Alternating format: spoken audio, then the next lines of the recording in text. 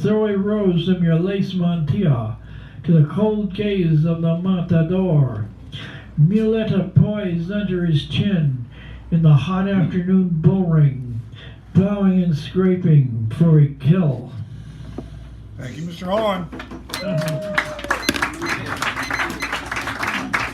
All right.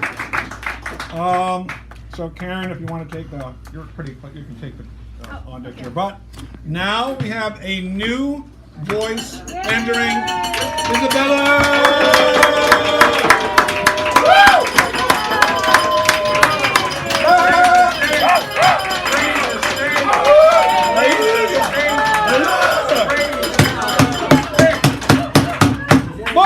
More! Wait a minute, sorry.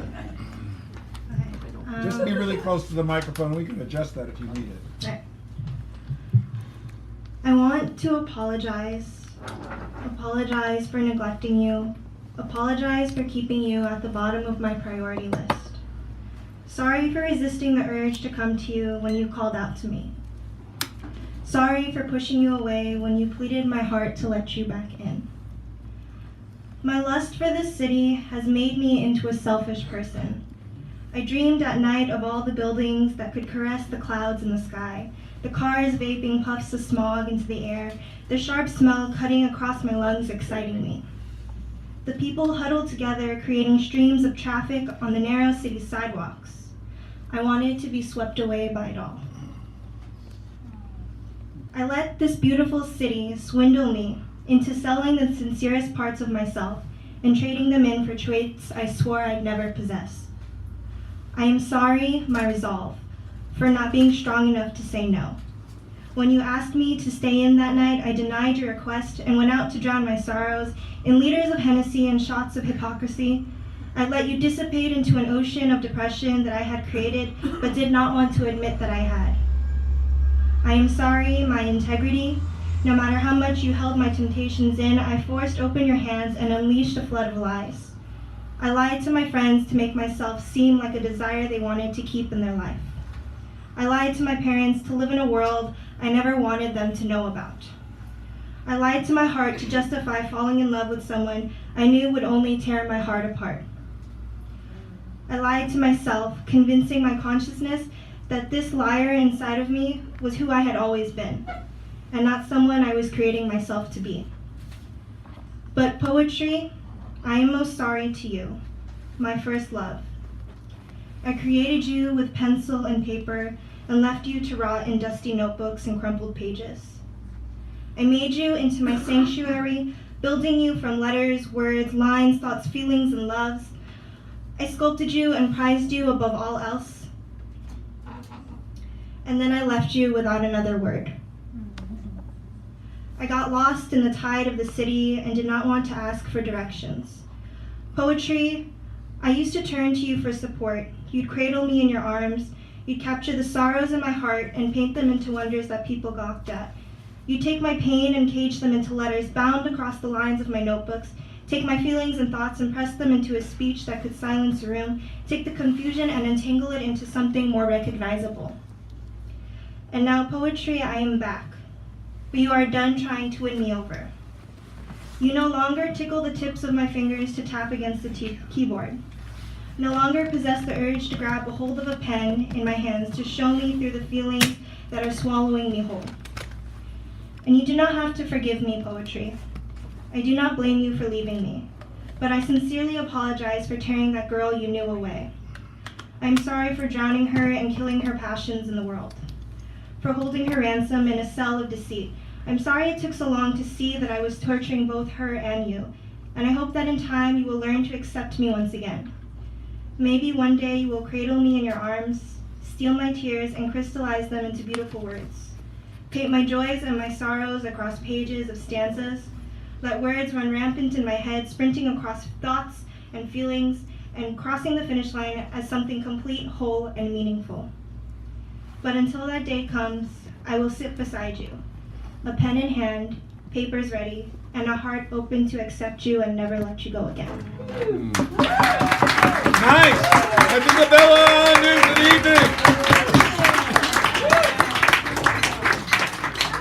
All right. Thank you. Karen's taking the microphone, and Martin, will you kindly take the on-deck chair so we can get ourselves organized here? Thank you, Isabella. That was beautiful. Thank Yes. you. Okay, I kind of got into some sestinas, and and I have to. It's Irish and St. Pat, so I have to. St. do my Patrick's Irish. Day. Irish waters, Irish air flow beside my county Clare. Fiery waters, fiery hair blow beside my county Clare. Castles nestled in the trees, tables set for cakes and teas. Ireland rests upon God's knees in County Clare. That's okay. County Clare, for God's sake. St. Patrick's Day. Okay. The Sestina of Blue Shoes. I've been writing a lot of things in front of at a coffee shop, so you get a little, anyway. And so this little girl goes by, and I said, I'll write a Sestina for her. The girl's new blue shoes emulate the sky. She hops upon them, laughing at the birds, who seem quite undisturbed by her quick steps, discussing with their songs which tree to seek or where to peck among the cracked gray tiles beneath the hopping toddler's blue-clad feet. Upon the toddler's tiny tapping feet, the blue shoes place patches of sky on cracked and rocky, awkward, rough-hewn tiles. Beneath the conversations of the birds, who peck continuously as they seek for seeds and crumbs that scatter from her steps. And dancing with her daintily bouncing steps, she marvels at the quickness of her feet that turn and twist and twirl as they seek to please their only audience, the sky. Or just perhaps the fluttering, swooping birds who hover over child and shoes and tiles. And watching over shoes and child and tiles, the sky observes the birds making quick steps, and noting the sweet prancing of the bird, she sees a dance, oblivious of feet, and laughs at sun and blue, the cloudless sky, herself the sky, herself the joy they seek. And in the joy of blue and blue they seek, the scratching on the rough and cracking tiles becomes a whirring breathlessness of sky, embracing all the scene in all its steps, the toddling princess, blue shoes on her feet, waves happily and proudly at the birds. The sky observes sweet steps and feet with birds who chatter back at the young friend they seek, and seek to chatter at her blue-clad feet, dancing and prancing on the rough-hewn tiles, blue shoes and chubby legs making quick steps, a minuet of blue in bluer sky. And toddling princess laughs up at the sky and at the birds whose feet make such quick steps as they seek but to dance upon the tiles. How many of you write Sestina? I'm finally getting it right. You have to have all the last words in the three at the end. So, yeah, I think that was a correct Sestina that time. Okay. All right. Okay. This is one. How much time do I have? 2 seconds. This thing might go off. Okay, it's okay. Don't worry about it. I'll talk fast. A coffee house on Saturday. A family walks by, a threesome. Mother wears a long red sweater coat. It tickles her ankles. Her daughter, walking between the two, laughs. Dad is friendly. We assume they are father, mother, daughter. How do we establish identity, relationships, normalcy? What is normalcy? A girl crosses the street in tights with bright pink stripes. She comes to the door to have coffee or meet someone. 3 girls in beige sit and talk, each with an eco-friendly water bottle, one with a plastic bottle of water in addition to her eco-friendly bottle. 3 people cross the street, 2 white dogs on the other block, another white dog passes them by, a neighborhood of dog walkers for people who get dogs to make them get outside, walk each day, meet people, and meet more dogs.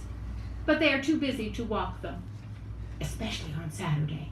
There you go. Thank you. Karen Milana Magoon bringing it in. And now, Martin, kindly come forward here. It's not Martin Joseph, it's another. Hold on a second. Yeah, hold on a second. I just goofed it up, Martin. Give it up for the goof up. Yeah. Please. Yay! He's always goofing it up. Okay, hold on a second. I don't think I need to be quite so close to the mic. Well, it's. No, it's this is see, you gotta. This was written by a guy who lived here for a long time named Eugene Ruggles. Yeah. He had like You'll have to 3 figure out how to set poems it up. in New York, if you can imagine. He's a poet of the last century. He died about 2004. It's interesting. You have to ask yourself which century you're of. Homeless. There's a sound the back will utter from being too long with the ground. It echoes the miracle of a doorknob turning to them. The brick people lining the sidewalks of the city, perhaps they are the foundation we walk upon. They pull the cold shade from the main library over them at night. Fog delivers them to us in the morning. They do not completely sleep at night. The eyes do not quite close, as if the eyelids had been cut back, staring into the trees at their feet for a cop's flashlight, a knife. The rain to grow taller, hands in a mission to open. Their bodies open, translating God for us who are deaf, leading us who do not see, speaking through us who are dumb to the world. What is it that breaks down the blood in the heart until the heart breaks down, leaving them there on the only streets we have?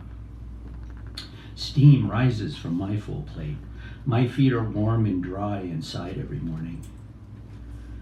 Steam rises from our magnificent city center, around their cardboard. It is the morning of burying these rags of ours. We have roads of bread. Come home. He wrote that in 1990. That's Eugene? Yeah, Eugene, E-U-G-E-N-E-R-U-G-G-E-L-S. And, you know, if you're going to be a poet, you're going to have to wear your skin wrong side out. So keep that in mind. This is called pain. Terrible place to live. Cold rain falling, the sun burning your eyes. No one wants to talk, but they cannot stop. People try, tell each other to shut up. You must listen now. This is important, part of your permanent record. There's nothing you can do, but everything gets done one way or another. Although for some reason no one understands, it is never enough. And whatever people do gets fastened to machines, going faster and harder, cranking out the pain more quickly than ever. Distance and time disappear. Tests and tortures happen everywhere all at once. The engines of punishment spinning round and round, turning out tiny pieces from endless factory where agony comes from. While you and your guards smile and clean your guns, go home to bed, dream the dreams pain is made of. All right, Martin Hickel, Dr. Rebar. Thank you. And now, Lisbeth will come forward, and Britt, you're near where you need to be, so we don't have to have you come to the shore. So give her a nice round of applause. She hasn't been here in some time. Round of applause. Oh, yeah, sorry. No, is that good? I think that's good.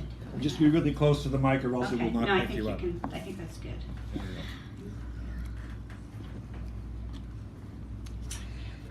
Three graces of water. Grief is a desert where we wander nomadic. Tears have turned our hearts to thirsty ruins. We are made of water and firmly embraced by hardened clay, so easily broken by our lives. Our coats of blue catch the sand in the warp and weft of threads, thick and thin like our breath. The desert is more than grief. Beneath the surface, it has its own tides of unbreakable water. One, quench. We are seated with grief in a place of light without shadows. All the shadows are within us. Our first prayer asks to slake a thirst we've never known. Where do we look for water in this dead sea of salt? 2, cleanse. We stand with unsteady confidence. Some darkness finds its way out. Bright light of compassion finds a way in through the fissures. Water enters to wash and balance. Salt scrubs and absolves, lets us sense again. 3. Grow. We walk forward slowly, our sharp edges polished with salt and water, a remade vessel. We carry the shards and feel whole once more.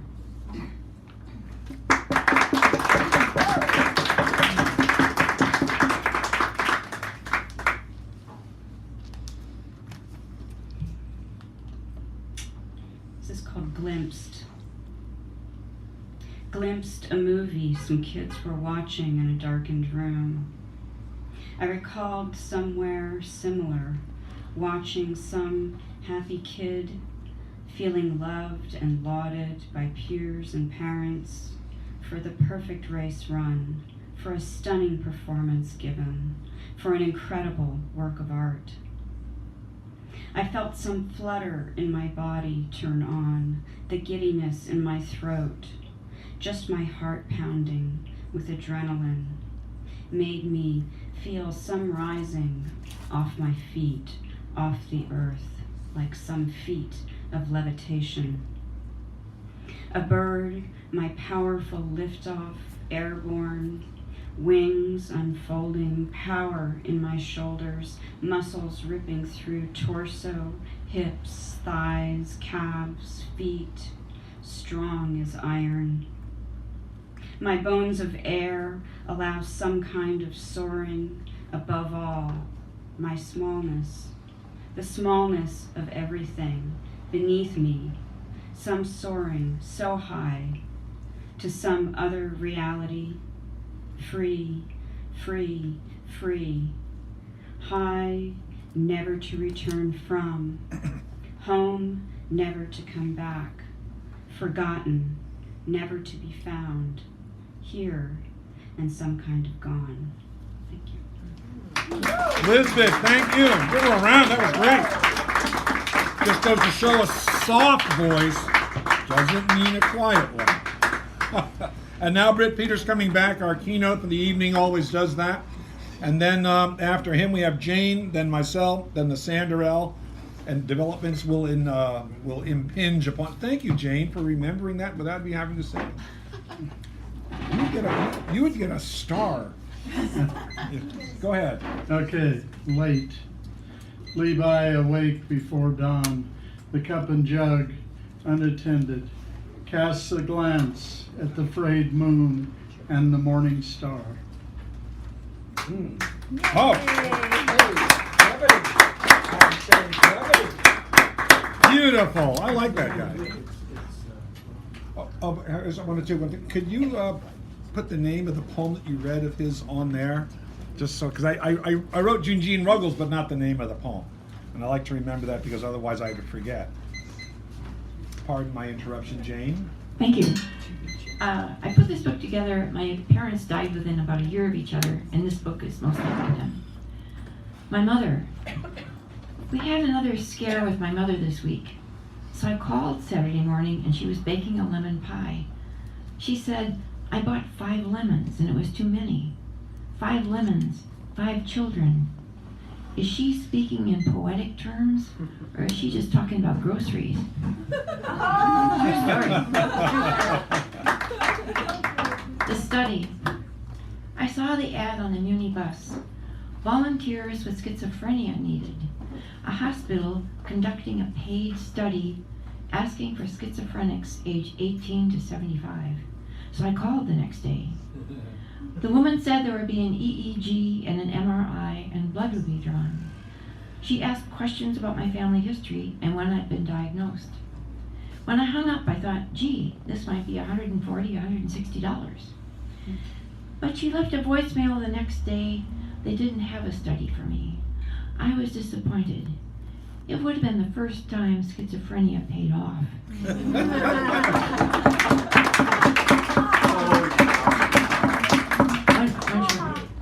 Sitting in the dark.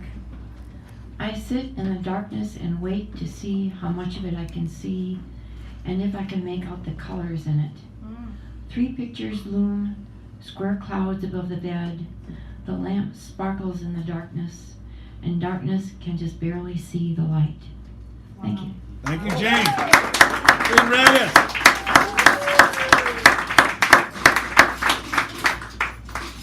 And now that brings us to me. Oh, no. Oh no, I know. So you'll have to see if you can frame out a little frame. Hiya! Thank you very much. So when someone said that tonight's theme was going to be St. Patrick's Day, I immediately recollected a poem that I had written under special influences. Yes. Oh, is this a limerick? No, these are not the limericks. I do have a limerick, though. This is about George W. Bush or the... Oh, how did that idiot resident wind up selected as president? With vocabulary crass, he brays more like an ass, and the nations worldwide, they grow hesitant. Anyway, that's for both of them. But this... one of my favorite poems is an ode to pee, and then someone asked me if I had other bodily functions, and I didn't, but I do now. And it has to do with Ireland. Here you go. So, this is the passing of Brady's fart. Just so you know. I smelled one. Has real Irish words in it. On a moonless Carrigalan eve, when the fairies' wind blew just right, there was a hissing, burning vent audible in the wee of the night. But a pack of starveling dogs were scattered off, they ran away howling, and the legendary Brady it was who breached that mighty fouling. They say he burst his breeches along the inseam verily through, and although he was outside, he left the scene seeking fresh air too. Yes, dear friends, this was a ghastly break of wind, horrifically past, so that even in the dark of night, drunk, alone, he was somberly put aghast. And it was this that started the tale, which has not yet met its ends, for to this day there lingers a trail of both his foes and friends. The mild wind carried the filthy air straight along the street, where it startled cats, interrupting even those humping in a fevered heat. Then, too, not far away, some drunken brutes got into one hell of a brawl, each accusing the others of dispersing the waft which made their skins crawl. Their clamor awakened the good people slumbering abed in the houses there, who, with curious eyes, opened the windows, but couldn't believe the air. Several sickened, loosing their dinners into the street. Children, they cried. Oh. I should have started the time before I started. Time's up. Children, they cried. Oh, children, they cried. Next. Old man Shannon, he woke up, took a sniff, had a heart attack, and died. The McEnroys, as ever, found it an excuse, as if they needed one that night, to begin then and there and proudly a bitter, loud domestic fight. Still confused, the howling dogs came back down that same poor street, and yes, they and the brawlers both tangled as they chanced to meet. This chaos startled some nearby cattle in a pen, and then the sheep, and these, for want of good air, trod over the stakes to escape their keep.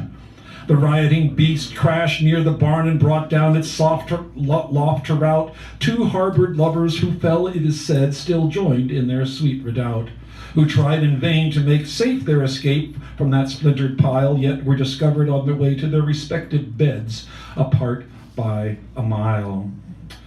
Oh, let's see it. And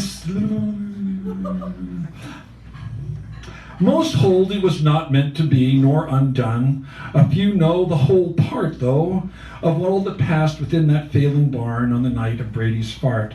Much happened in the commotion, and something a bit wilder, we fear, as families, beasts, and fowl brawled on the commons so dark and drear. The noise was heard at McGee's pub, causing him to wake and horribly curse. His wife, a Lynch no less, took up the struggle and back-talked him in verse. There were many who came to quell this cacophonic din, pleading for quiet, but soon this whole wonderful hamlet was given full tilt over to commodious riot.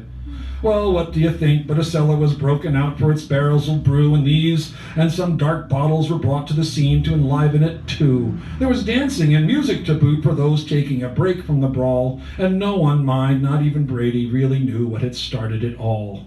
No bedlam, no soccer's games lost, no mad monk at the cathedral bell, no, nothing save opposing forces that bitter war could raise such riot as hell. Whiskey was looted, maidens screamed while men carried livestock off, and then the police arrived after 3, but it didn't quiet down till 10:30.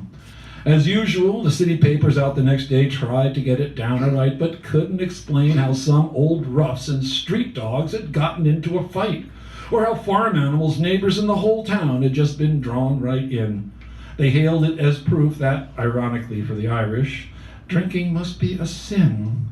Yes, you know the story now, but you'll never think such a hullabaloo would arise on a night when the gentle southern fairy winds blew, or how unintended consequences followed after a twitching thing fell out of the flue to die in the bubbling pot of Brady's cabbage, onion, and buttered garlic stew. Thank you.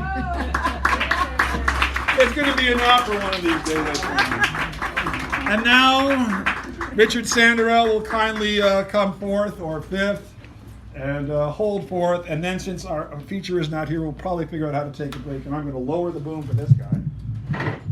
It'll be the first time. Is that good? Yes. All right. Give it up for Dan. Thank you. I have fairly large type, so I'm going to be doing about 3 pages. Woo! Ooh, look out. Somebody likes that.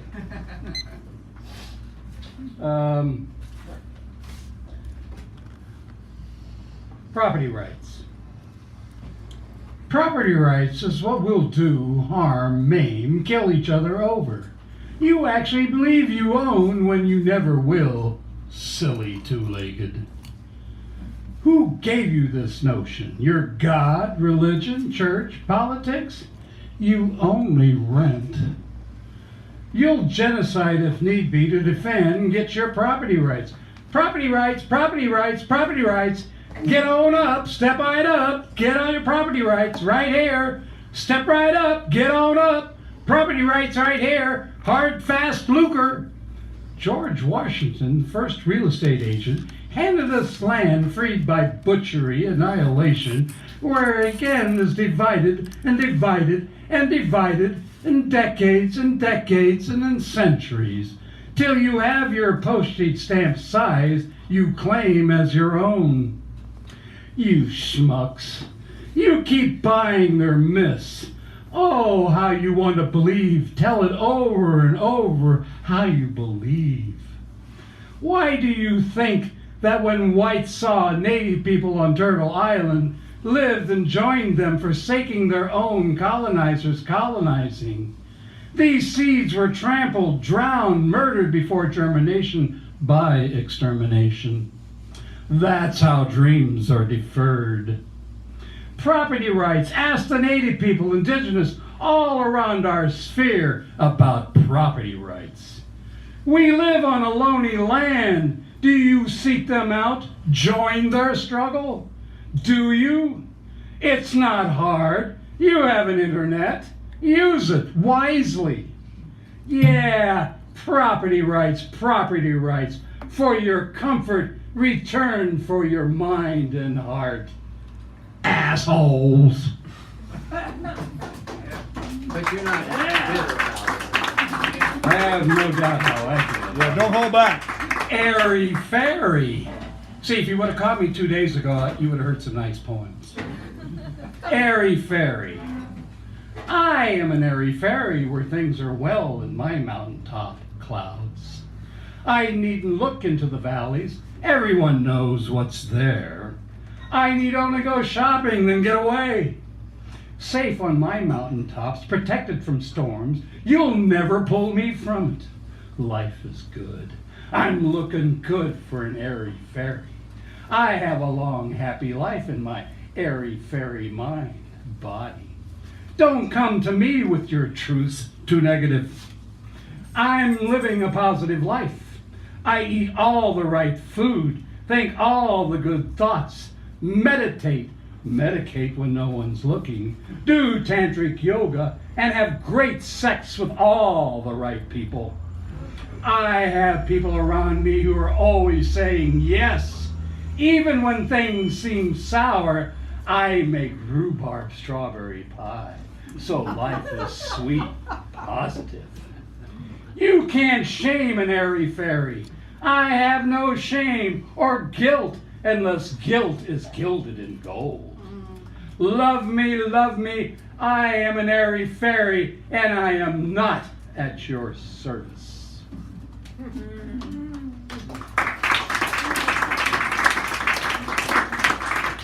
And a short one called Kings.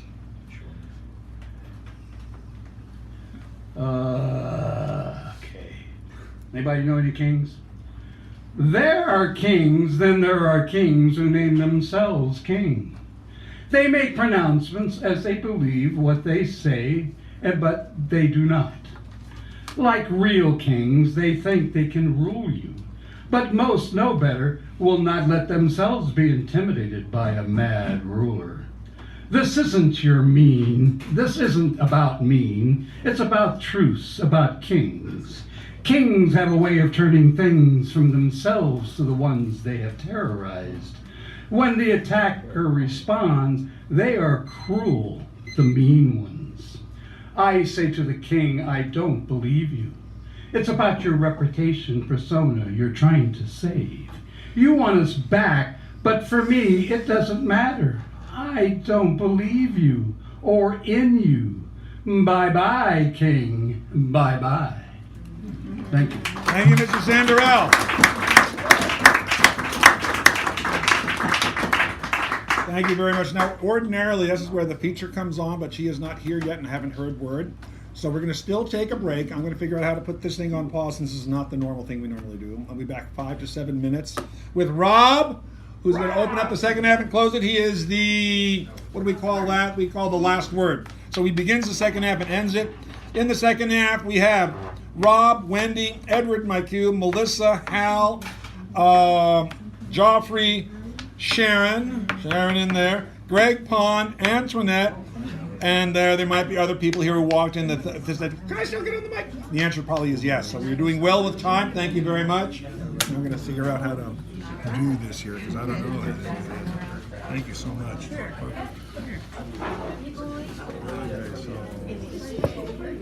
so I'm going to call him and find out how to do anything.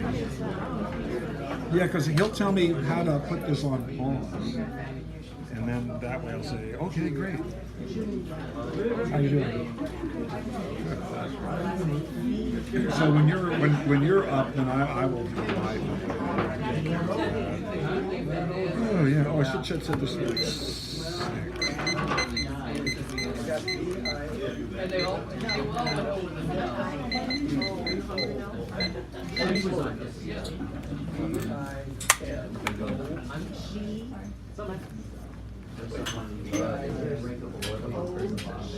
Sorry about breaking your rule. It's okay. I should have been more clear, but or maybe we didn't commit with it. Yeah. I was trying to do, and I was looking at Yates and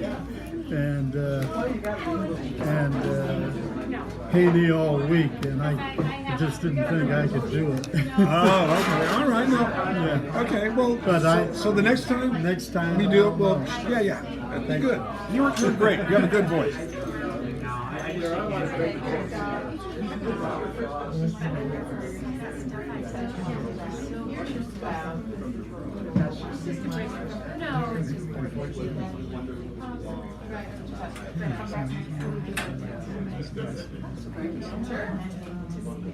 If you hear her, let me know what you're saying. Hi, this is Dan. Hi, so he left a laptop here that's doing the video, but we're at the break and I wanted to know, is there a way of, he's walking in right now, never mind. I just call it, thank you. It's working. No, I know, but I wanted to pause it and I didn't know how to pause it.